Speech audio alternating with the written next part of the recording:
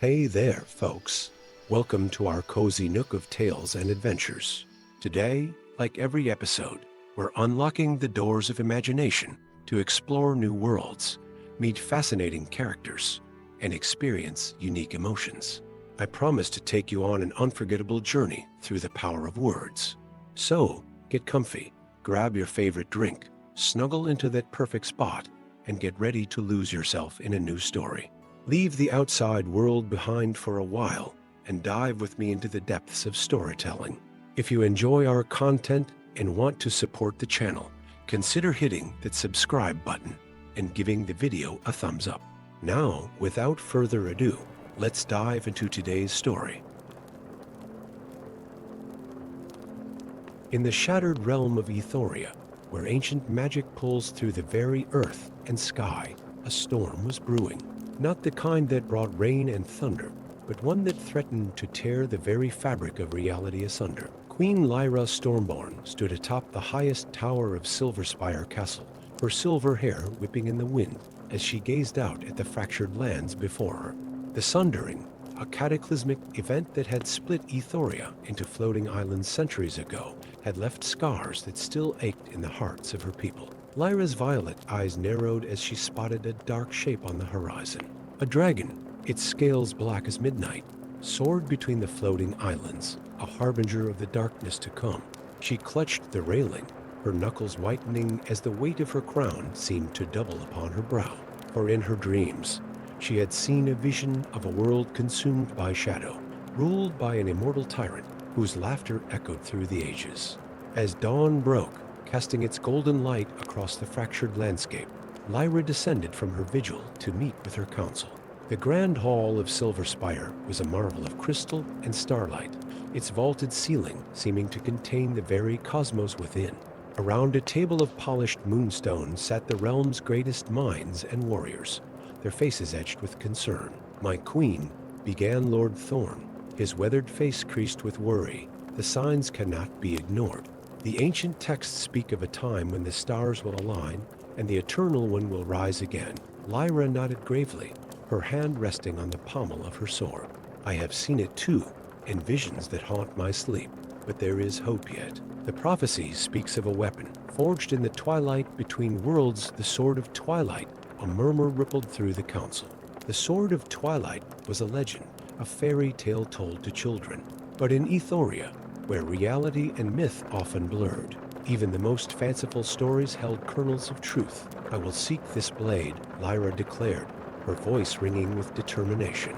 "If it exists, it may be our only hope against the coming darkness." The council erupted in protest, but Lyra silenced them with a raised hand. "I am not just your queen, but a guardian of this realm. I cannot ask others to undertake a journey I would not face myself." As the council dispersed, a figure emerged from the shadows. Kellen, a mage with eyes that gleamed like polished obsidian, approached Lyra.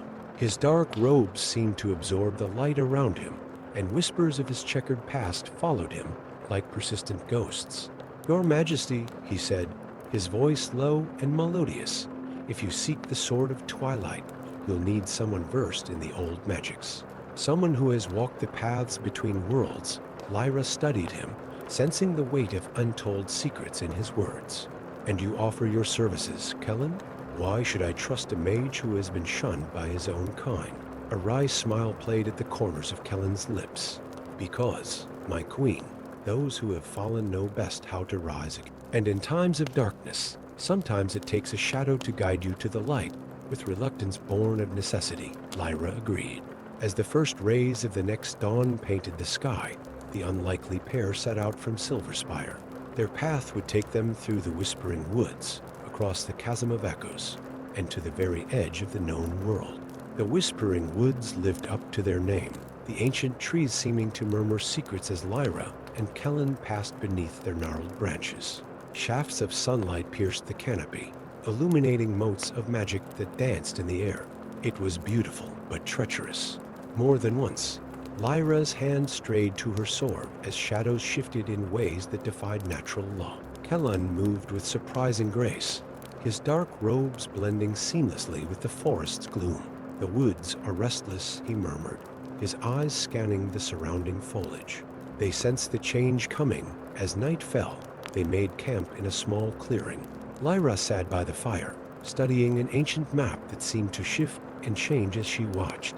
Kellen emerged from the darkness, carrying a handful of glowing mushrooms. Moonlow caps, he explained, crushing one between his fingers. A soft blue light spilled out, momentarily illuminating the lines of worry on his face. They'll help us see in the dark, and they have. Other properties that might prove useful. Lyra raised an eyebrow.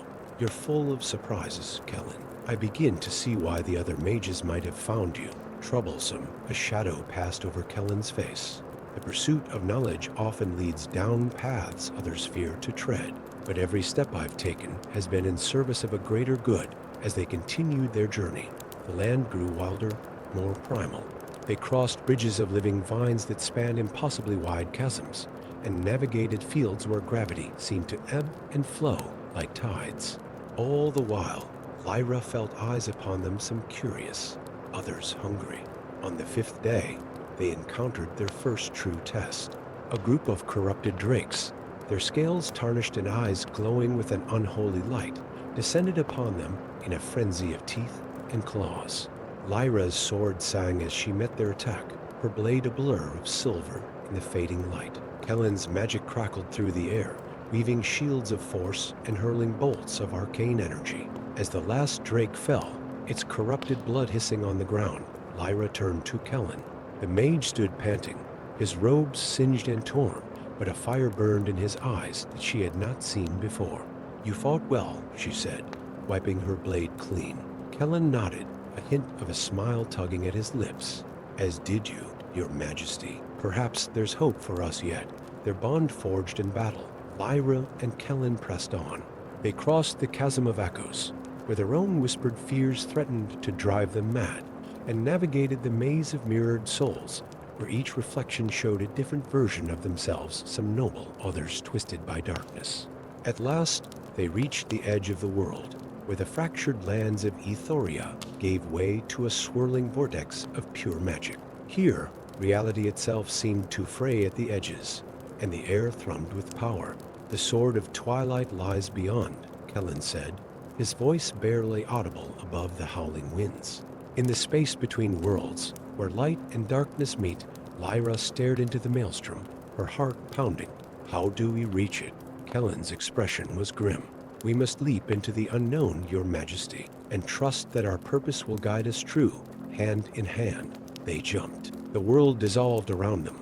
A kaleidoscope of colors and sensations threatened to tear their very beings apart. Lyra clung to her sense of self, to her duty to Ethoria, using it as an anchor in the chaos. When reality reasserted itself, they stood in a realm of twilight. The ground beneath their feet shifted between solid stone and insubstantial shadow. And there, hovering in the air before them, was the sword of twilight. Its blade seemed to drink in the light, while the hilt glowed with an inner radiance. As Lyra reached for the sword, a voice like thunder shook the very air around them. Who dares to claim the blade of balance? A figure materialized, a being of pure energy, neither light nor dark, but something in between. Its form shifted constantly, at times appearing as a noble warrior, at others a terrifying beast. I am Lyra Stormborn, Queen of Ethoria, Lyra declared, her voice steady despite her racing heart. I seek the sword of twilight to save my realm from eternal darkness. The being's gaze seemed to pierce her very soul. And you, Shadow Walker, it said, turning to Kellen. What is your purpose here? Kellen stepped forward, his head held high. I am Kellen, once outcast, now guide. I seek redemption and the chance to right the wrongs of my past. The being considered them for what felt like an eternity. Then slowly, it nodded. Your hearts are true, though your paths have not always been straight. The sword of twilight is yours to claim, but know this. Its power comes with a price. To wield it is to walk the knife's edge between light and dark, order and chaos. Are you prepared for such a burden? Lyra and Kellen exchanged a glance, years of understanding passing between them in an instant. Together, they stepped forward.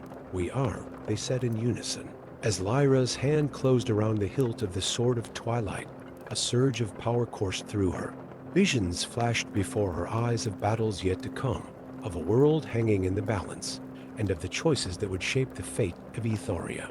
The realm of twilight began to fade around them, reality reasserting itself. As they found themselves back at the edge of the world, Lyra turned to Kellen, the sword of twilight glowing softly in her grasp. "Our journey is not over," she said, her voice filled with newfound determination. "It has only just begun." Kellen nodded, a spark of hope kindling in his dark eyes. "Indeed, my queen, the true test lies ahead. But whatever darkness comes, we shall face it together." As they set their sights on Silverspire, where the final battle for Ethoria's soul would be fought, Lyra felt a sense of destiny settling upon her shoulders. With the sword of twilight in hand and an unlikely ally by her side, she was ready to face the immortal tyrant in whatever forces he might unleash. For in Ethoria, where magic flowed like blood and prophecies whispered of both doom and salvation, the line between hero and villain, light and dark, was as thin as the edge of a blade, and on that edge, the fate of a world would be decided. Story 2. The once glorious kingdom of Valoria stood silent, its majestic spires and grand plazas now inhabited by figures frozen in stone. Where laughter and music once filled the air, only the whisper of wind through empty streets remained. This was the legacy of the stone curse, a malevolent magic that had gripped the realm for a decade, slowly turning its inhabitants to unyielding rock. At the kingdom's edge, where the curse's tendrils had not yet reached, a lone figure emerged from the mist-shrouded forest. Prince Darien, exiled heir to the Valorian throne, had returned. His emerald eyes, once bright with youthful exuberance, now carried the weight of years spent wandering distant lands. The tattered cloak that hung from his shoulders bore the faded crest of the royal house, a golden dragon, wings spread in triumph. As Darien gazed upon the petrified ruins of his homeland, memories of that fateful night a decade ago flooded back. The grand ball, the mysterious stranger's dire warning, and then chaos. He had fled, urged by his father to seek help beyond their borders. Now, guided by cryptic visions of an ancient dragon god, he had returned to break the curse that held Valoria in its stony grip. The prince's reverie was broken by a rustle in the underbrush. In an instant, his hand flew to the hilt of his sword. From the shadows emerged a lithe figure, ears pointed and eyes gleaming with mischief. An elven thief, her nimble fingers already reaching for the pouch at Darien's belt. "I wouldn't if I were you," Darien warned, a wry smile playing at the corners of his mouth. "Unless you fancy a dance with cold steel." The elf froze, then straightened, meeting Darien's gaze with a defiant tilt of her chin. Well, if it isn't the prodigal prince himself, come to save us all, have you? And you are? Lyria's swift shadow, she replied with a mock curtsy. "Master thief, at your service. Though I doubt you could afford me." Darien chuckled despite himself. "Perhaps we can come to an arrangement. I seek companions for a perilous quest to find the fragments of the sundered amulet and break the stone curse." Lyria's eyes widened at the mention of the legendary artifact. "The sundered amulet? I thought it was just a myth, as did I, until the dragon god Ethernax showed me visions of its power. Will you join me?" The elf considered for a moment, then nodded. "Why not? Beats picking pockets in a realm full of statues." As they journeyed deeper into Valoria, the curse's effects became more pronounced. Trees stood petrified, their branches reaching skyward in silent supplication. Animals, caught mid-stride, had become macabre stone sculptures. In a clearing, they encountered their next companion, a man in tarnished armor, kneeling before a stone altar. "Hail, travelers," the man spoke without turning. "Have you come to pray for Valoria's salvation?" Darien approached cautiously. "We've come to make it a reality. I am Prince Darien, returned to break the stone curse." The knight rose, his weathered face etched with both hope and skepticism. "I am Sir Galahad, once captain of the Royal Guard. I failed to protect our people once. I will not fail again." With the fallen knight joining their ranks, the unlikely trio pressed on. Their path led them to the Whispering Woods, where reality seemed to blur at the edges. Here, they encountered their final companion, a shape-shifting sorceress named Zera, who emerged from the mists in a swirl of iridescent scales. "I've been expecting you," Zera said, her voice ethereal and ageless. "The winds of fate speak of your quest, Prince Darien. I offer my magic to your cause." With his band of heroes assembled, Darien shared the visions granted by Ethernax. The sundered amulet, an artifact of immense power, had been split into 4 fragments and hidden across Valoria. Each piece was guarded by a fearsome entity, drawn to the amulet's latent magic. Their first destination was the caverns of echoing lament, where the wails of lost souls reverberated through twisting tunnels. Deep within, they faced the Banshee Queen, her mournful cries threatening to shatter their very minds. It was Lyria's quick thinking and light feet that allowed them to outmaneuver the spectral monarch and claim the first fragment. Next, they scaled the treacherous peaks of Mount Skyhammer, where the Thunderbird's nest perched precariously atop storm-racked cliffs. Sir Galahad's unwavering courage saw them through, as he used his shield to deflect bolts of lightning while the others retrieved the second piece. In the depths of the abyssal trench, they confronted the Kraken, a beast of tentacles and teeth that guarded the third fragment in its watery lair. Zera's shape-shifting abilities proved invaluable, as she transformed into a giant squid to distract the monster, while Darien and the others secured their prize.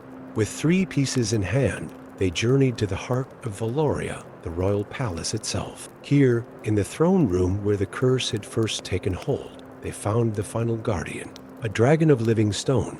Its eyes glowing with malevolent energy, unfurled its wings and roared a challenge. As they battled the colossal beast, Darien felt a familiar presence stirring within him. The voice of Ethernax, the dragon god, resonated in his mind. "The curse flows from royal blood," the deity intoned. "Only by sacrifice can it be undone." Realization dawned on Darien as he dodged a swipe of the stone dragon's tail. The curse had originated from within his own family, perhaps even from himself, though he had been spared its effects. The final piece of the amulet gleamed tantalizingly from its place on the dragon's forehead.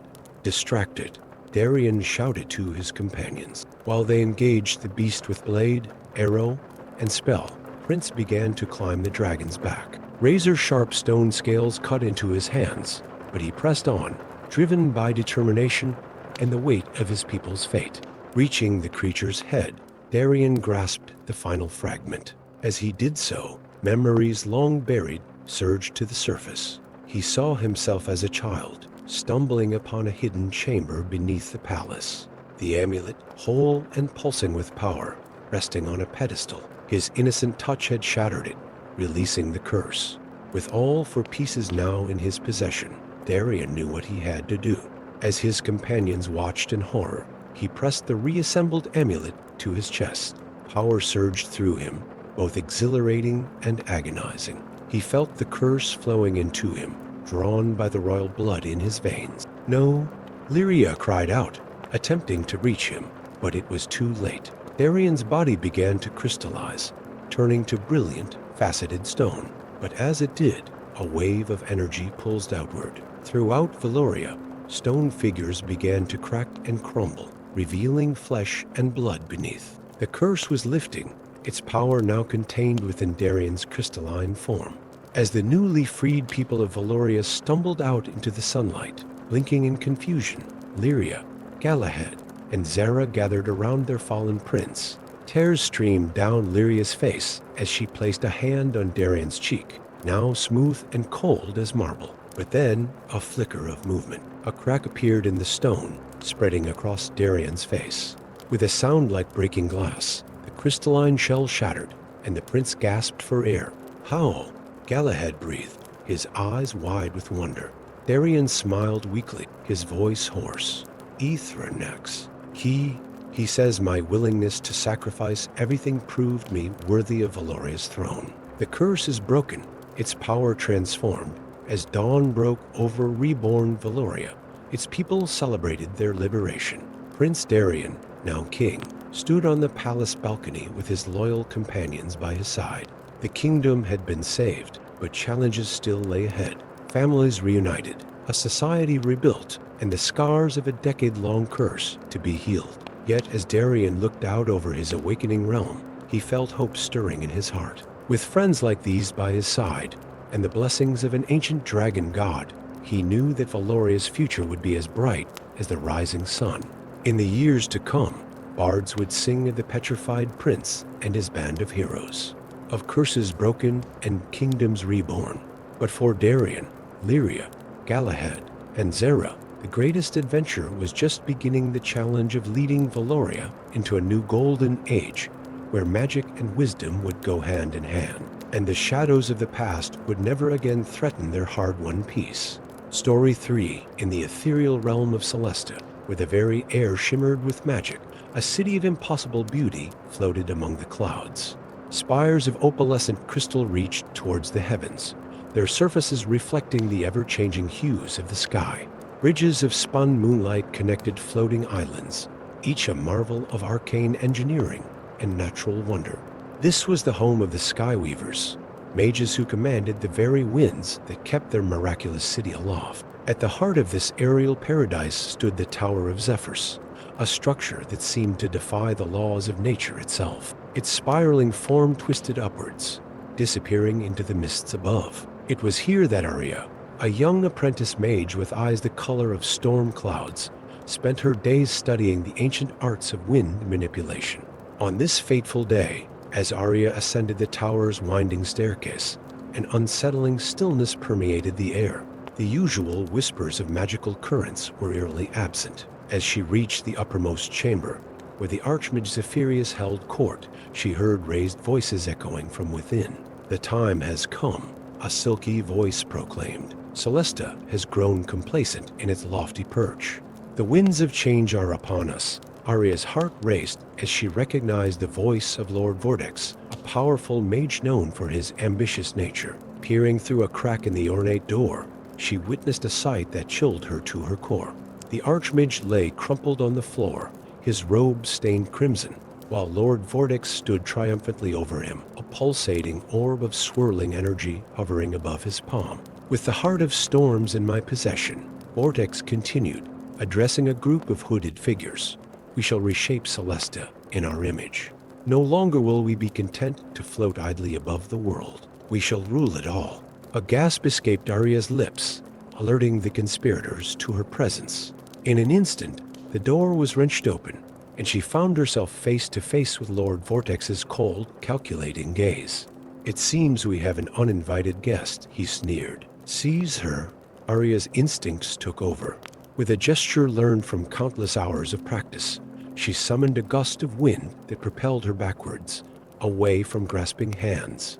She raced down the spiral staircase, the shouts of her pursuers echoing behind her. As she burst out onto one of Celesta's floating platforms, Arya's mind raced. She had to warn someone, anyone, of the plot she had uncovered. But who would believe an apprentice over the word of a respected lord? With no time to think, Arya leapt from the platform's edge. For a heart-stopping moment, she plummeted through the clouds. Then, calling upon every ounce of her magical training, she wove the winds around her, slowing her descent and guiding her toward the distant ground far below. As Celesta shrank to a glimmering speck in the sky above, Arya found herself in a world she had only read about in ancient tomes. The lowlands stretched out before her, a patchwork of dense forests, meandering rivers, and mist-shrouded mountains. This was a realm long abandoned by the Skyweavers, left to grow wild and untamed. Exhausted from her magical exertion, Arya stumbled through the underbrush, her senses overwhelmed by the earthy scents and cacophony of sounds so alien to her aerial home. As night fell, she found herself in a small clearing, the unfamiliar stars twinkling overhead. It was there that she encountered Thorn, a rugged warrior with eyes that spoke of battles fought and secrets kept. He emerged from the shadows, sword drawn, eyeing the strangely dressed girl with suspicion. "Who are you?" he growled, "and what brings a Skyweaver to the lowlands?" Arya, her voice trembling with fatigue and fear, recounted the events she had witnessed in the Tower of Zephyrs. As she spoke, Thorn's expression shifted from suspicion to grim understanding. "So, the prophecy begins to unfold," he muttered, more to himself than to Arya. Seeing her confused expression, he explained, "There is an ancient order, the Knights of the Earth and Sky, sworn to maintain balance between the realms above and below. We have long feared that Celesta might one day seek to extend its dominion beyond the clouds." As Thorn spoke, Arya felt a glimmer of hope kindle within her. "Then you can help me save Celesta? We must stop Lord Vortex before he can use the Heart of Storms to Thorn." Held up a hand, silencing her. "It's not that simple, young mage. The Heart of Storms is but one piece of a greater puzzle. Beneath Celesta lie the ruins of an ancient civilization, one that mastered both earth and sky magics. It is there that we must seek the key to defeating Vortex and his conspirators." And so began an unlikely alliance between Arya, the apprentice sky weaver, and Thorn, the exiled knight. Their journey took them through the perilous Whispering Woods, where trees moved of their own accord and shadows seemed to come alive. They crossed the Chasm of Echoes, a vast gorge where the wind carried the voices of long-dead heroes and whispered prophecies of things yet to come. Along the way, they gathered a band of unlikely allies. There was Lyra, a sharp-tongued elven archer whose arrows never missed their mark. Grim, a taciturn dwarf whose knowledge of the ancient ruins proved invaluable. And Zephyr, a mercurial air spirit who claimed to be a long-lost cousin of the winds that sustained Celesta. As they delved deeper into the forgotten places of the lowlands, Arya's magical abilities grew stronger and more refined. She learned to weave the winds in ways she had never imagined possible, combining the lofty techniques of Celesta with the grounded wisdom of the earth below. Their quest culminated in the heart of the sunken citadel, a vast underground complex that had once served as the seat of power for the ancient Sky-Earth civilization. Here, amidst crumbling statues and faded murals depicting figures that soared through the air and commanded the very stones beneath their feet, they found what they sought: the Codex of Harmonic Convergence. This mystical tome, its pages shimmering with an inner light, contained the knowledge needed to counter the Heart of Storms and restore balance between sky and earth. But as Arya reached for the book, the chamber shook with a thunderous roar. Lord Vortex and his followers had arrived, having tracked the group through their long journey. "Did you really think you could hide from the winds, little apprentice?" Vortex sneered, the Heart of Storms pulsing ominously in his grasp. What followed was a battle that would be sung of for generations to come. Arya and her companions fought with everything they had: sword and spell, arrow and axe, all augmented by the primal magics of the ancient citadel. Vortex commanded terrifying storm elementals and unleashed gale-force winds that threatened to tear the very stones from their foundations. In the climactic moment, as all seemed lost, Arya realized the true meaning of the Codex's teachings. It wasn't about opposing the power of the storm, but about embracing it, becoming one with both sky and earth. With this revelation, she opened herself to the magic flowing around her, feeling the pulse of the wind and the steady heartbeat of the earth below. In a blinding flash of light, Arya rose into the air, her form shimmering with power. She became a conduit, channeling the harmonious energies of sky and earth. The Heart of Storms, recognizing a greater power, tore itself from Vortex's grasp and shattered, its energies dispersing harmlessly into the air. As the dust settled and the last echoes of battle faded, Arya found herself changed. No longer just a sky weaver, she had become something new: a bridge between realms, capable of weaving together the magics of air and earth. In the days that followed, Arya and her companions returned to Celesta. The floating city, shaken by the revelation of Vortex's betrayal, welcomed them as heroes. With the Codex of Harmonic Convergence to guide them, the Sky Weavers began the process of reconnecting with the world below, establishing a new era of cooperation and shared knowledge. Arya, once a lowly apprentice, now stood as a symbol of this new unity. She split her time between Celesta and the lowlands, teaching the arts of harmonious magic and working to heal the rift between the realms that had grown over centuries of separation. And so, the tale of Arya, the Wind Weaver who bridged two worlds, became legend.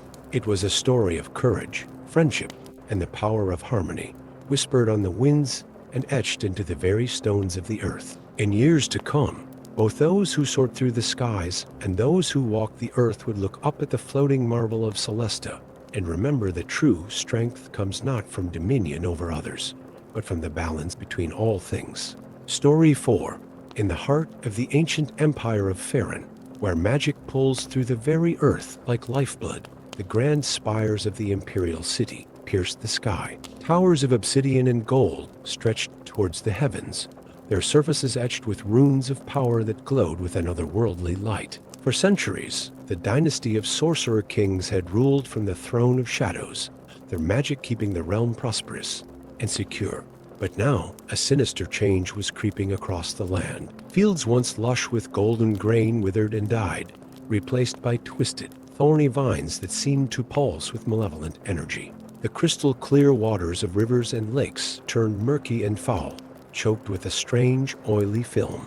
And in the hearts of the people, a creeping darkness took hold, turning neighbor against neighbor and child against parent. In a hidden glade deep within the whispering woods, where the ancient trees still remembered the songs of creation, a solitary figure knelt by a moonlit pool. Princess Lyanna, heir to the throne of shadows, gazed at her reflection with eyes that held both sorrow and determination.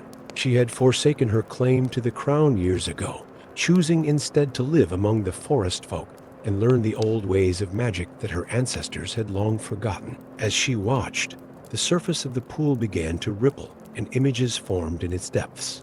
Lyanna saw the imperial city, its once proud towers now shrouded in a miasma of dark energy. At the heart of the corruption stood a familiar figure, her brother, Emperor Malachus, his eyes glowing with an unnatural purple light as he sat upon the throne of shadows.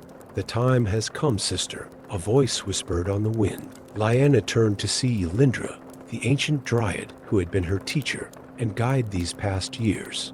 The tree spirit's bark like skin seemed to shimmer in the moonlight, her eyes filled with ancient wisdom and concern.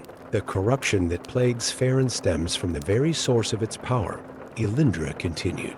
"The throne of shadows, once a conduit for the natural magic of the land, has been tainted. Your brother's ambition and the whispers of dark forces have twisted its purpose. Only one of royal blood can hope to purify it and restore balance to the realm." Lyanna's heart ached at the thought of confronting her family, of returning to the life she had left behind. But she knew her duty. With a heavy sigh, she rose to her feet, her simple forest garb transforming into gleaming armor woven from moonlight and shadow. "I will need allies," Lyanna said, her voice filled with quiet resolve. Elindra nodded, a smile playing at the corners of her wooden lips. "And allies you shall have. The old magic still has friends in this world." As if summoned by her words, a massive shape emerged from the depths of the forest.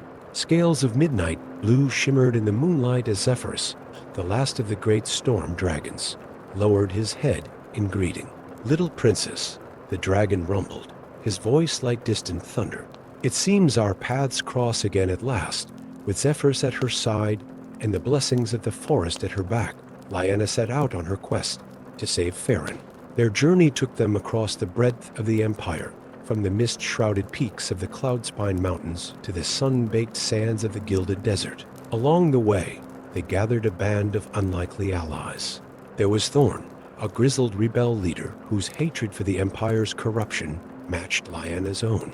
Elara, a young seer whose visions guided them through treacherous territories. And Grim, a taciturn dwarf whose knowledge of ancient forges and artifacts proved invaluable. As they traveled, Lyanna saw firsthand the devastation wrought by the magical plague. Villages lay abandoned, their inhabitants fled or transformed into twisted shadows of their former selves. The very land seemed to cry out in pain. The natural magic that had once nurtured it now turned poisonous and destructive. Their quest was not without its challenges.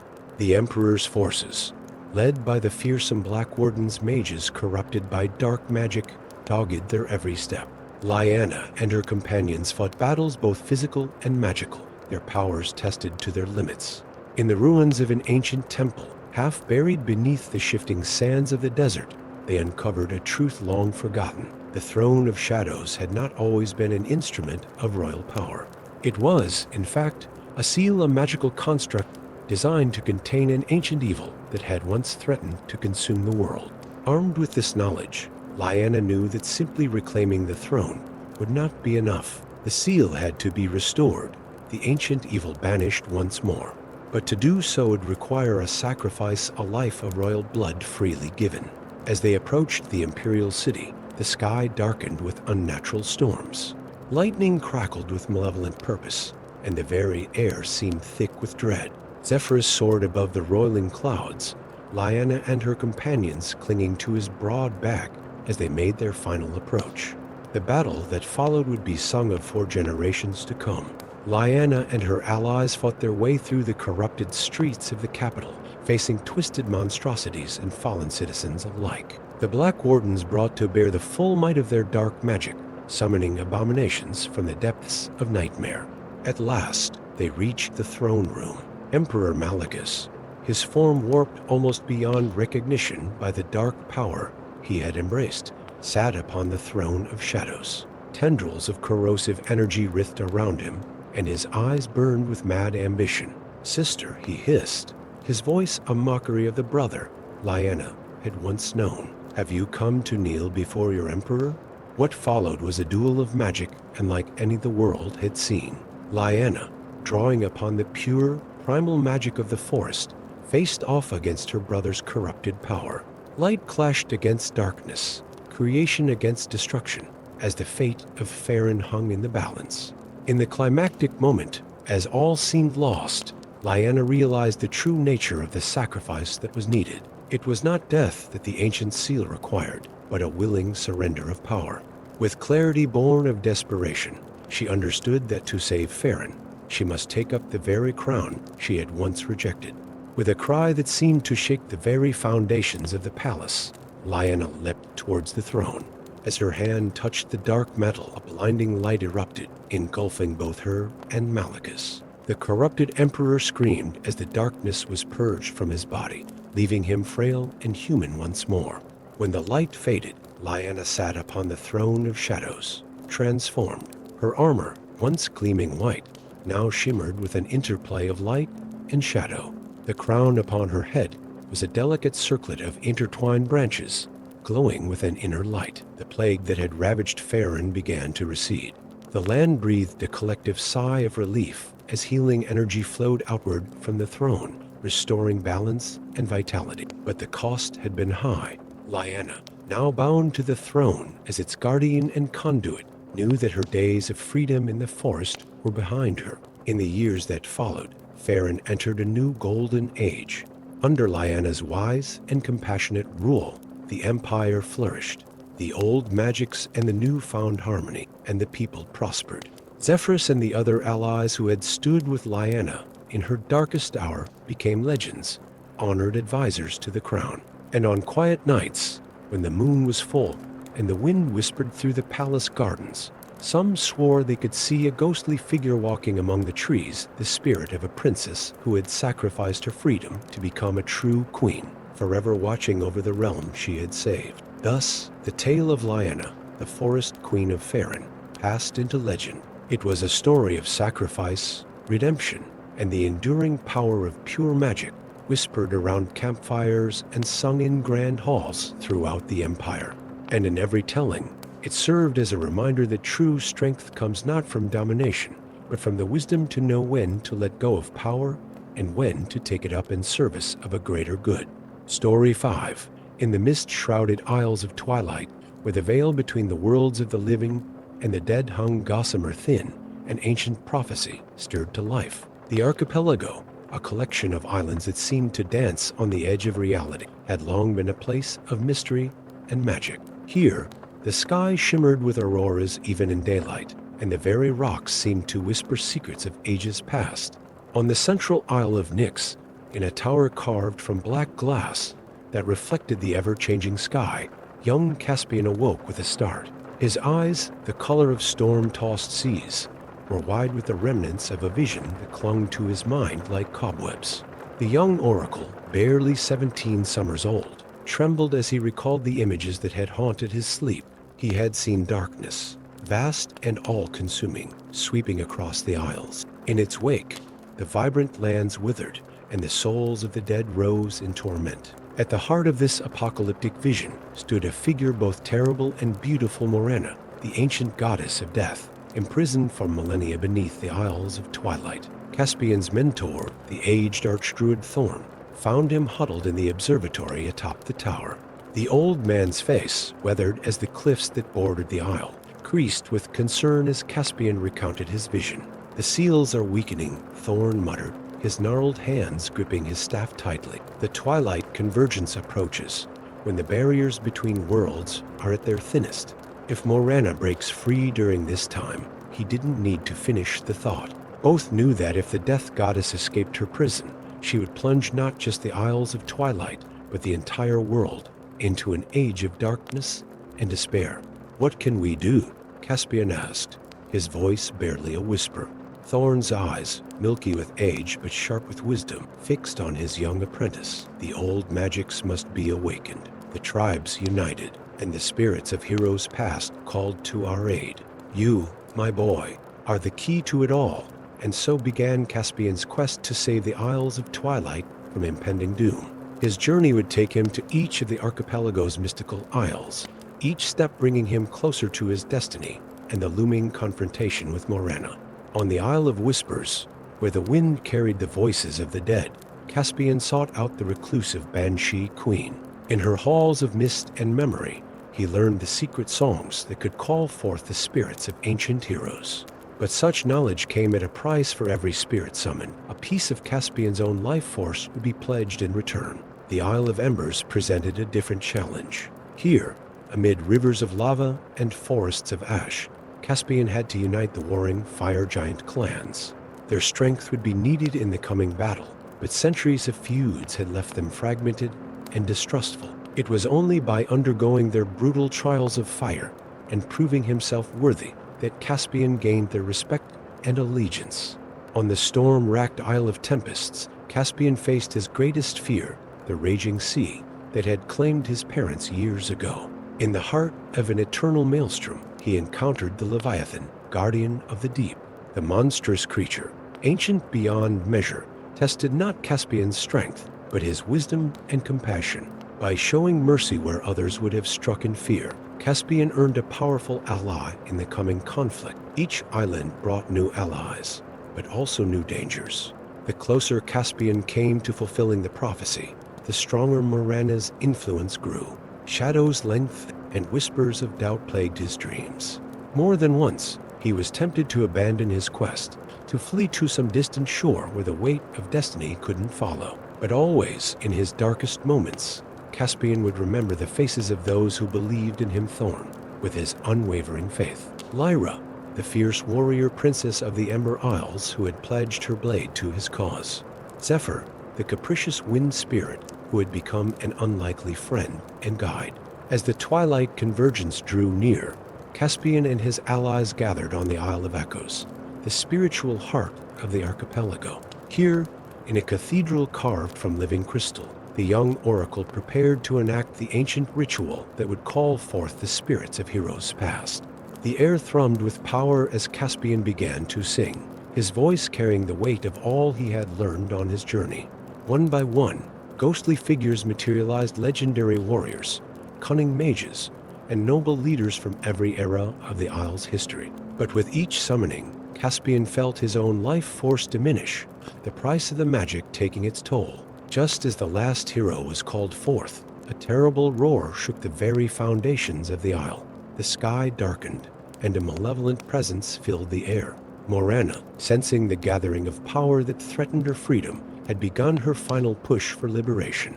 The battle that followed was epic in scale, fought across all the Isles of Twilight simultaneously. Caspian and his allies, both living and spectral, clashed with the goddess' shadowy forces. Fire giants hurled molten boulders at wraiths that blackened the sky. The Leviathan rose from the depths, its massive form providing a bulwark against waves of undead sea creatures.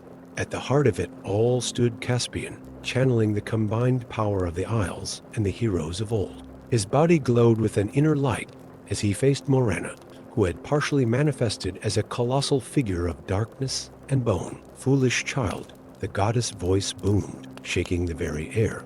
You cannot hope to stand against death itself. All things must end. It is the natural order. Caspian stood firm, though every fiber of his being trembled.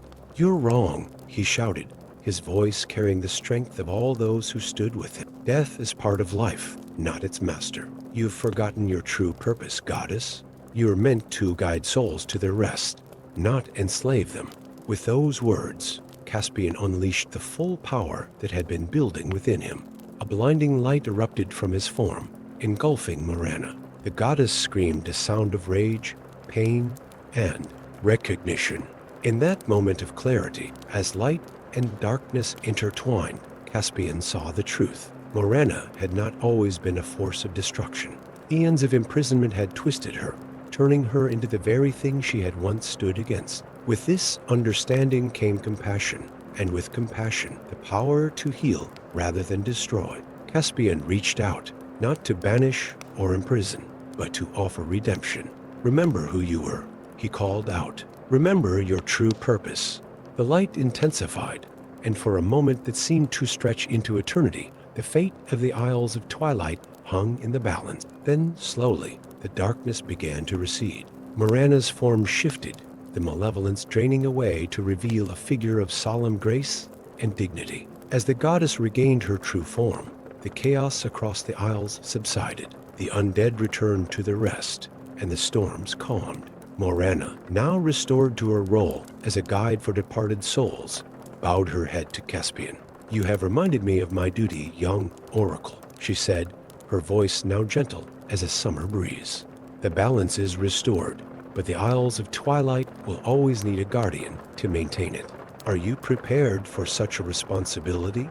Caspian, exhausted but filled with a sense of purpose, nodded. He understood now that this had been his destiny, all along, not to defeat death, but to become its counterbalance, a force for life and renewal. In the years that followed, the Isles of Twilight entered a new era of prosperity and harmony. Caspian, as the Twilight Guardian, worked alongside Morana to maintain the delicate balance between life and death. The islands became a place where the living could commune with their ancestors, gaining wisdom from the past to shape a better future. And so, the tale of Caspian, the oracle who saved the Isles of Twilight, passed into legend. It was a story of growth, compassion, and the power of understanding, whispered on the winds and etched into the very stones of the island. In every telling, it served as a reminder that even in the darkest of times, hope and redemption could be found if one had the courage to seek it. Story 6. In the resplendent kingdom of Lumina, where crystal spires pierced the clouds and rivers of starlight flowed through verdant valleys, a storm was brewing. Prince Aelor, heir to the radiant throne, stood atop the highest tower of the celestial citadel, his silver hair whipping in the wind as he gazed out at the troubled realm. The once brilliant skies were now marred by ominous shadows that crept ever closer, a darkness that threatened to extinguish the very essence of Lumina. Aelor's azure eyes, flecked with gold, narrowed as he contemplated the perilous task ahead. The Council of Light had entrusted him with a mission that bordered on madness, to venture into the heart of the dreaded Shadow Realm and negotiate peace with its fearsome ruler. It was a journey from which few returned, and those who did were forever changed. As dawn broke, casting its golden light across the land, Aelor donned his enchanted armor, forged from moonsilver and blessed by the High Priestess of the Aurora. At his side hung Luminsbane, the legendary sword that had been passed down through generations of Lumina's royalty. With a heavy heart, he bid farewell to his father, King Solarian, whose once radiant visage now bore the weight of 1,000 worries. Remember, my son, the king's voice resonated with ancient power. The fate of our realm rests upon your shoulders. Trust in the light that dwells within you, for it is our greatest weapon against the encroaching darkness. Aelor nodded solemnly, his resolve strengthened by his father's words. As he mounted his steed, a magnificent winged unicorn named Zephyr, the prince cast one last glance at the shimmering city he called home. With a whispered prayer to the celestial guardians, he urged Zephyr forward, and they took to the skies, their destination the treacherous border between light and shadow. For days, Aelor and Zephyr soared through realms of diminishing light. Lush forests gave way to gnarled, twisted woods, and crystal-clear streams turned to sluggish rivers of inky black. The very air grew thick with foreboding, and Aylar could feel the weight of unseen eyes upon him. As they approached the threshold of the Shadow Realm, a great obsidian wall loomed before them, stretching as far as the eye could see in both directions. Aylar dismounted, placing a reassuring hand on Zephyr's flank. "Wait for me here, old friend," he murmured. "Should I not return within 3 days, fly back to Lumina and warn them of what has transpired." With a deep breath, Aylar stepped through the shadowy veil that separated the two realms. The transition was jarring. Gone was any semblance of natural light, replaced by an eerie purple glow that emanated from twisted, phosphorescent plants. The air was thick with the scent of decay and dark magic, and in the distance, Aylar could hear the haunting cries of creatures best left to the imagination. As he journeyed deeper into the heart of the Shadow Realm, Aylar encountered sights that both awed and terrified him. Cities carved from pure darkness rose like specters from the misty ground, their spires adorned with pulsing veins of amethyst energy. Shadow wraiths drifted through the air, their hollow eyes fixed upon the intruder who dared to bring even the faintest glimmer of light into their domain. At last, after what seemed an eternity of traversing this nightmare landscape, Aylar stood before the gates of Umbra, the capital of the Shadow Realm. The massive doors, wrought from some otherworldly black metal, swung open silently at his approach. As he entered the sprawling citadel, Aylar steeled himself for the confrontation to come. The throne room of Umbra was a cathedral of darkness, its vaulted ceiling lost in shadows so deep they seemed to swallow all sound. And there, upon a throne of writhing obsidian, sat the figure Aylar had come to confront, the Queen of Shadows herself. As Aylar approached, his steps echoing in the cavernous chamber, the Queen rose. Her form was shrouded in a cloak of living darkness, but as she pushed back her hood, Aylar's world shattered. "Celine?"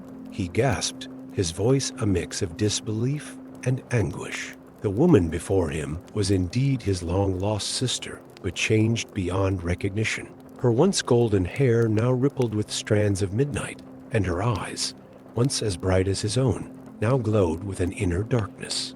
Upon her brow sat a crown of twisted metal and pulsing shadows, the legendary Twilight Crown. "Hello, brother." Celine's voice was a whisper that seemed to come from everywhere and nowhere at once. "Have you come to join me in the darkness, or to drag me back to the blinding light?" Aylar's mind reeled as he struggled to comprehend the situation.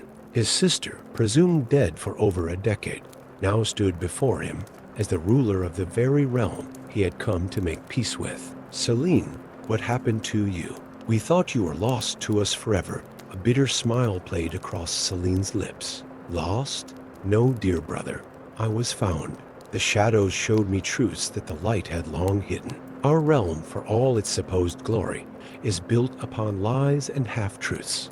The darkness.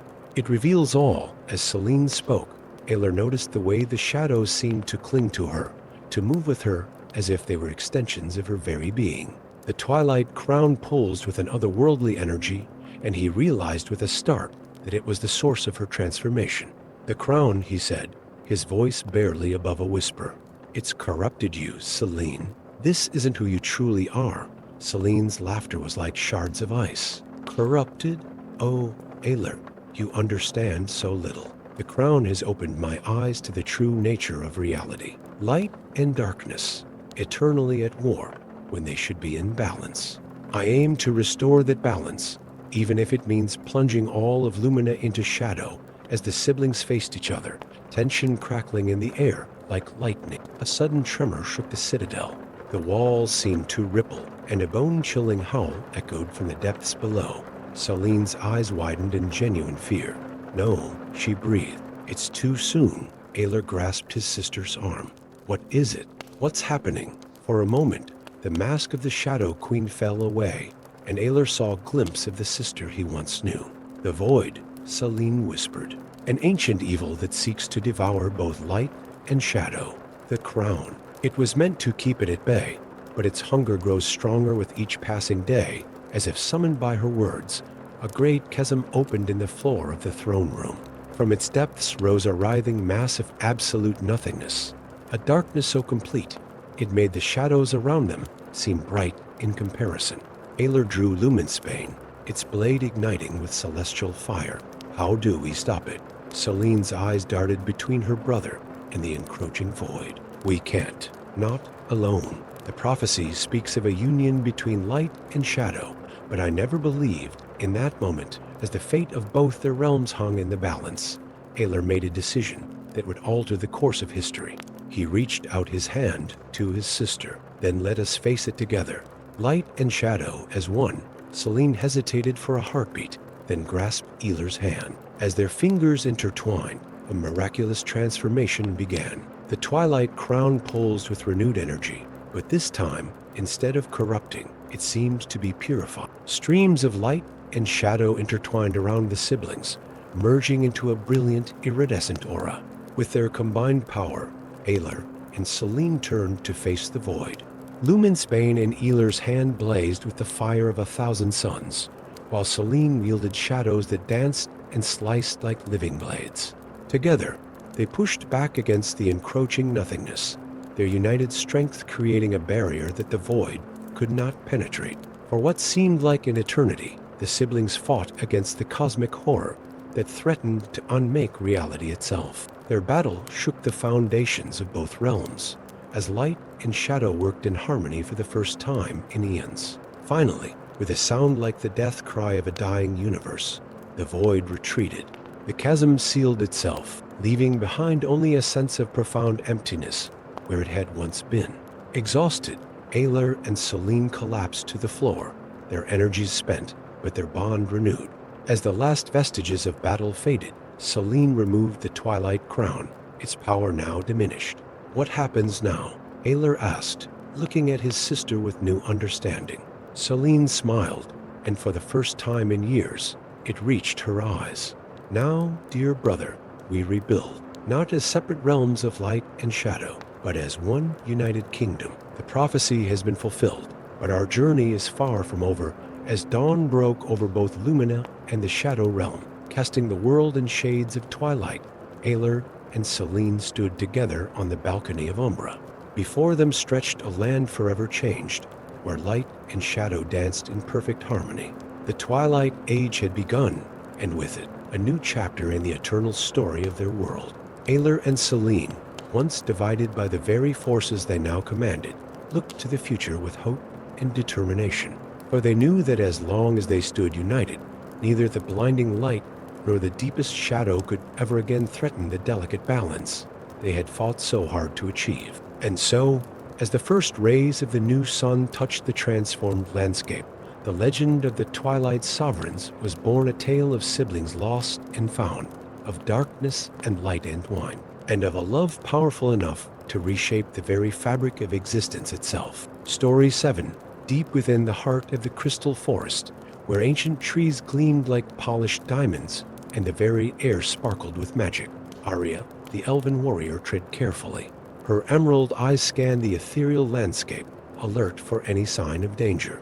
The forest had always been a place of wonder and mystery, but today something felt different. The usual symphony of magical creatures was eerily silent, and a chill wind whispered through the crystalline branches, carrying with it the scent of forgotten ages. Aria's hand instinctively moved to the hilt of her moonsilver blade as she pushed through a curtain of iridescent vines. What she saw beyond took her breath away. There, nestled in a clearing that seemed to defy the very laws of nature, stood an elven citadel unlike any she had ever seen. Its spires, fashioned from what appeared to be living crystal, reached towards the heavens, their surfaces refracting the dappled sunlight into 1,000 rainbow hues. But it was not the citadel's beauty that caused Aria's heart to race. It was the perfect stillness that enveloped it. No banners fluttered from its towers. No guards patrolled its walls. It was as if time itself had frozen around this magnificent structure. With cautious steps, Aria approached the citadel's gates.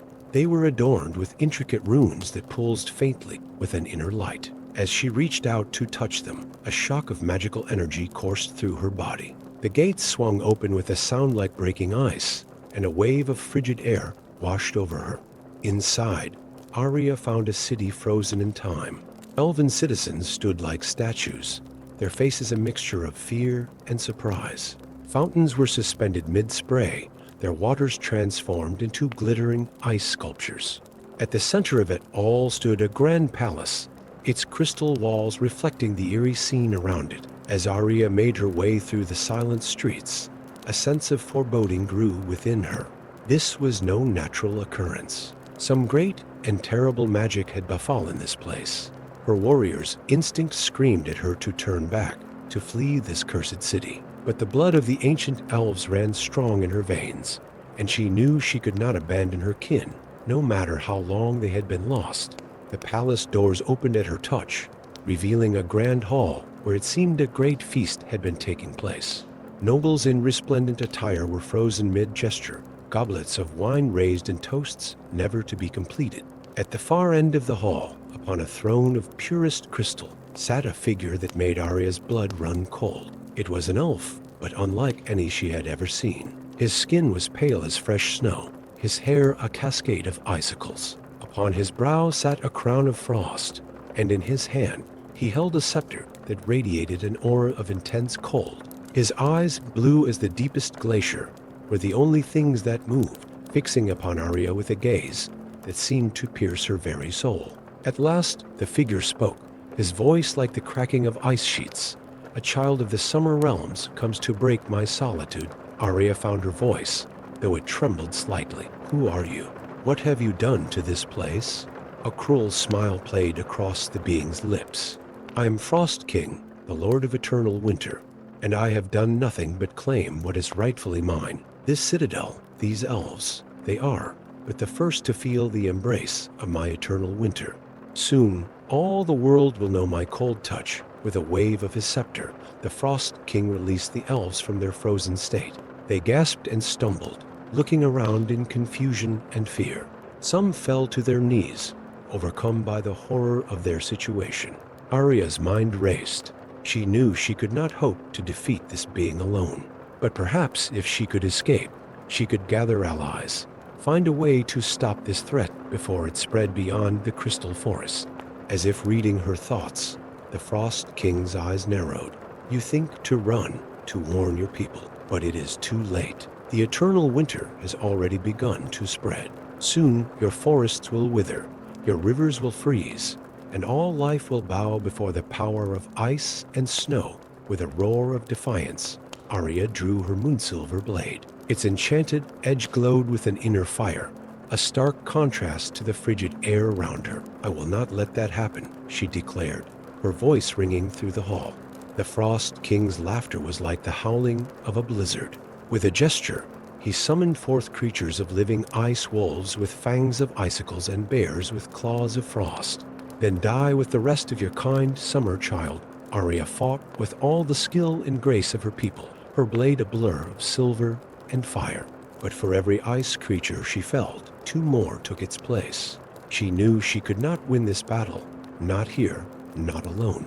In a desperate gambit, Arya leapt towards one of the grand windows overlooking the frozen city. The crystals shattered around her as she plummeted towards the ground, shards of magical ice pursuing her like a swarm of angry wasps. She hit the ground running, her elven agility allowing her to roll with the impact. Behind her, she could hear the Frost King's roar of fury and the sounds of pursuit.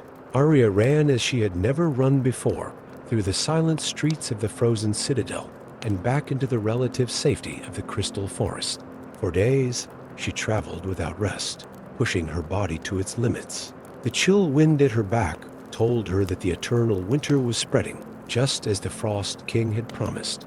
She had to warn her people, had to find a way to stop this threat before it consumed the world. As Arya finally emerged from the crystal forest, she found herself on the borders of the human kingdom of Solaria.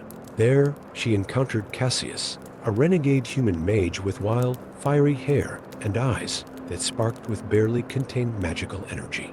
"Whoa there, elf," Cassius said, holding up his hands as Arya burst from the tree line, sword at the ready. "What's got you in such a hurry?" Arya, panting and exhausted, quickly explained the dire situation. Cassius's eyes widened with each word, and by the end, His usual cocky grin had been replaced by a look of grim determination. An eternal winter, you say? Well, that certainly puts a damper on my plans for a nice, sunny vacation, he quipped, though his tone was serious. We need to gather more allies. I know just the dwarf for the job, and so Arya found herself on a new quest, racing against time to build a coalition strong enough to challenge the Frost King. Their journey took them deep into the Firebrand Mountains, where they sought out Prince Thorin Ironheart, an exiled dwarf known for his mastery of fire magic and his unbreakable spirit. They found Thorin in a hidden forge, crafting weapons of incredible power. The dwarf prince, his beard braided with golden rings and his eyes burning like embers, listened to their tale with growing concern. The prophecies spoke of this, Thorin rumbled, his voice deep as the mountains themselves. A time when the world would face a winter without end. But they also spoke of 3 champions who would rise to meet this threat: an elf of the summer lands, a human touched by chaotic magic, and a dwarf with the fire of the earth in his veins, as Thorin spoke these words. A sense of destiny settled over the unlikely trio. They knew, in that moment, that their meeting was no coincidence. The fate of the world rested in their hands. With Thorin's legendary warhammer, Emberheart, added to their arsenal, the 3 champions began their journey back to the Crystal Forest. Along the way, they gathered what allies they could: woodland creatures with magic in their blood, human knights seeking glory, even a few reformed goblins who feared the coming winter more than they hated the other races. As they neared the borders of the Crystal Forest, they could see the devastation wrought by the Frost King's power. Once verdant lands were covered in snow and ice, and the sky was choked with dark, ominous clouds. Arya led them to the frozen citadel, which now stood as a fortress of the Frost King's power. Great beasts of ice and snow patrolled its walls, and the very air seemed to fight against them as they approached. The battle that followed was the stuff of legends. Arya's moon-silver blade danced in deadly arcs, slicing through ice creatures with its enchanted edge. Cassius's chaotic magic warped reality around them, turning the Frost King's minions against each other. And Thorin, with Emberheart in hand, smashed through walls of ice and snow, leaving destruction in his wake. Finally, they reached the throne room, where the Frost King awaited them. He had grown in power, his form now that of a towering giant of living ice and shadow. Fools, he boomed, his voice shaking the very foundations of the citadel. You think to challenge winter itself? I am eternal, I am inevitable. But the champions stood firm. Together, they combined their powers: Arya's connection to the natural world, Cassius's chaotic energy, and Thorin's mastery of fire. Their magics intertwined, forming a spell more powerful than any the world had seen in an age. The Frost King roared in defiance, unleashing the full fury of his eternal winter. Ice and snow swirled around them in a maelstrom of deadly cold. But at the heart of the storm, the champions' combined magic burned like a newborn sun. With a sound like the breaking of 1,000 glaciers, the Frost King's power shattered. The eternal winter receded, and warmth began to return to the land. The frozen elves of the citadel awakened from their icy slumber, blinking in confusion at the scene before them. As the last of the Frost King's icy form melted away, Arya, Cassius, and Thorin stood victorious, though exhausted. They had saved not just the Crystal Forest, but the entire world from an age of endless winter. In the days that followed, word of their deeds spread far and wide. The Citadel of Crystal, once lost to time and ice, became a place of pilgrimage, a reminder of the day when the unlikeliest of allies came together to change the course of history. And though they went their separate ways, Arya to help rebuild her people's lost city, Cassius to seek new magical knowledge, and Thorin to reclaim his rightful place among the dwarves, the bond forged between them in the face of that great threat would last for all their days. For they knew that should the world ever again face such a danger, they would stand together once more, guardians against the darkness, champions of a world where hope and warmth would always triumph over the coldest of winters. Story 8. In the mystical realm of Euphoria, where floating islands drifted lazily through skies painted with eternal auroras, young Roran dreamed of becoming a knight. The grand citadel of Skyhold, carved from a single massive crystal and suspended in the clouds, had been his home for as long as he could remember. Its spiraling towers and shimmering bridges were a constant reminder of the greatness he aspired to achieve. As dawn broke, painting the sky in hues of lavender and gold, Roran stood atop the highest tower, his eyes fixed on the horizon. The wind tousled his unruly chestnut hair as he imagined himself astride a magnificent steed, charging into battle to defend the realm.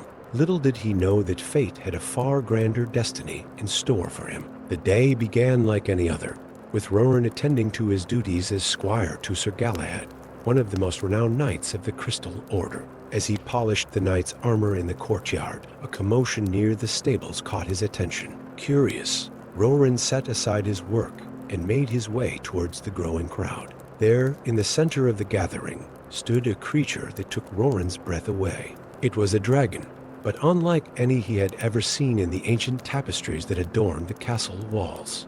This beast was small, no larger than a horse, with scales that shimmered like opals in the sunlight. Its eyes, a swirling mix of gold and emerald, seemed to hold the wisdom of ages.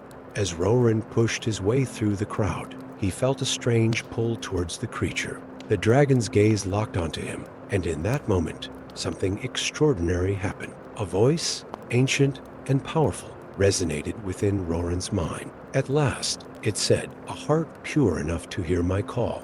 Roran stumbled back, overwhelmed by the sudden intrusion into his thoughts. The dragon, seemingly amused by his reaction, let out a soft chuff that sounded suspiciously like laughter. "Do not be afraid, young one," the voice continued. "I am Vex, the last of the wild dragons. And you, Roran of Skyhold, are destined for greatness beyond your imagining." Before Roran could respond, Sir Galahad's booming voice cut through the murmurs of the crowd. "Stand back, all of you. This creature is dangerous and must be contained." Panic surged through Roran as he saw the knights advancing, weapons drawn. Without thinking, he placed himself between Vex and the approaching warriors. "Wait," he cried out. "He means us no harm." Sir Galahad's eyes narrowed. "Step aside, boy. This is no matter for a squire." But Roran stood his ground, feeling Vex's warm breath on the back of his neck. I can communicate with him," he said, his voice trembling but resolute. "He speaks to me in my mind." A hush fell over the courtyard. The ability to communicate with dragons was a gift long thought lost to the world, a relic of an age when dragons and humans had worked together to shape the very foundations of Euphoria. Sir Galahad's face darkened. "Lies and treachery," he spat. "The boy consorts with beasts. Seize him." In that moment, as the knights closed it, Vex spread his wings and roared. The sound reverberated through the courtyard, shattering windows and sending the crowd scattering in terror. With a grace that belied his size, the dragon scooped Roran onto his back and leapt into the air. As they soared away from Skyhold, Roran clung desperately to Vex's iridescent scales, his mind reeling from the sudden turn of events. The wind whipped past them as they climbed higher and higher, until Skyhold was nothing more than a glittering speck below. "Where are we going?" Roran shouted over the rush of wind. Vex's voice in his mind was calm, despite their frantic flight. "To the truth, young Roran. It is time you learned of the great deception that has befallen your people, and the role you must play in setting things right." For days, they flew across the vast expanse of Euphoria. Roran marveled at sights he had only ever dreamed of: cascading waterfalls that flowed upwards into the sky, forests of crystalline trees that sang in the wind, and ancient ruins that floated serenely among the clouds. As they traveled, Vex shared with Roran the true history of their world. Long ago, dragons and humans had lived in harmony, working together to create wonders beyond imagination. But a group of power-hungry individuals, fearing the dragon's influence, had orchestrated their downfall. They spread lies and sowed distrust, until the dragons were hunted to near extinction. "But why have you chosen me?" Roran asked as they rested on a small, uninhabited sky island. Vex's eyes sparkled with an inner fire. "Because, young one, in you, I sense the potential to bridge the gap between our kinds once more. You have a pure heart and a strong spirit, the makings of a true dragon rider." Over the weeks that followed, Roran trained with Vex, learning the ancient arts of dragon riding and the long-forgotten magic that came with it. He discovered he could channel the elemental forces of nature through his bond with Vex, calling forth wind and fire with mere thoughts. But their peace was short-lived. Word had spread of the last dragon and the boy who could communicate with. Bounty hunters and glory seekers scoured the skies, forcing Roran and Vex to constantly be on the move. It was during one such narrow escape that they encountered an unlikely ally. Lyra, a fierce sky pirate with hair as wild as a storm and eyes that flashed like lightning, came to their aid when they were cornered by a group of mercenaries. Her airship, the Storm Chaser, became their new home and base of operations. As they continued their journey, now with Lyra's help, they uncovered a sinister plot. The current rulers of Ethoria, descendants of those who had first turned against the dragons, were using dark magic to maintain their power. They had created a network of arcane devices that drained the life force from the very land itself, causing the slow decay of their once vibrant world. This is why the floating islands have been falling from the sky, Lyra explained one evening as they pored over ancient maps in the Storm Chaser's cabin. The magic that keeps them aloft is being siphoned away. Roran's heart grew heavy with the weight of this knowledge. "We have to stop them," he said, his voice filled with determination. "But how can we possibly stand against the combined might of Ethoria's rulers?" Vex's voice rumbled in their minds. "We are not alone, young ones. There are others who remember the old ways, who have been waiting for a sign. It is time to call them to our cause." And so began their quest to unite the forgotten and the downtrodden of Ethoria. They traveled to the farthest reaches of the realm, gathering allies from all walks of life. Exiled scholars who had uncovered forbidden knowledge, renegade mages who refused to use their powers for corruption, and common folk who had suffered under the current regime all flocked to their banner. As their movement grew, so did the danger. The rulers of Ethoria, realizing the threat Roran and his allies posed, unleashed their full might against them. Great battles were fought in the skies, with Roran and Vex at the forefront, their combined powers a beacon of hope for their followers. The final confrontation took place at the heart of Ethoria, a massive floating island that housed the central arcane device draining the world's magic. As Lyra's fleet of airships engaged the enemy in the skies above, Roran and Vex led a small team to infiltrate the heavily guarded fortress. The battle was fierce and desperate. Roran, channeling the ancient magic of the dragon riders, fought with a skill and power that seemed to come from the very essence of Ethoria itself. Vex's fire lit up the sky, turning night to day as they clashed with the dark sorcerers who protected the arcane device. In the end, it came down to a final, heart-stopping moment. With his allies providing cover, Roran reached the central chamber where the device pulsed with stolen magic. As waves of corrupted energy lashed out at him, threatening to tear him apart, Roran placed his hand on the device and opened his mind to Vex. Together, Dragon and Rider channeled the pure and tainted magic that flowed between them. The device shuddered and cracked, unable to withstand the force of their combined will. With a deafening roar, it exploded in a blast of light that could be seen across all of Ethoria. As the dust settled and the skies cleared, a new era dawned for the realm. The corrupt rulers were overthrown, and in their place, a council was formed, with representatives from all peoples, including a reborn order of dragon riders, led by Roran and Vex. The floating islands, rejuvenated by the return of their magic, rose higher in the sky. New growth sprouted across the land, and the auroras burned brighter than ever before. And at the heart of it all stood Roran, no longer a simple squire, but a legend in his own right, the last dragon rider who became the first of a new generation.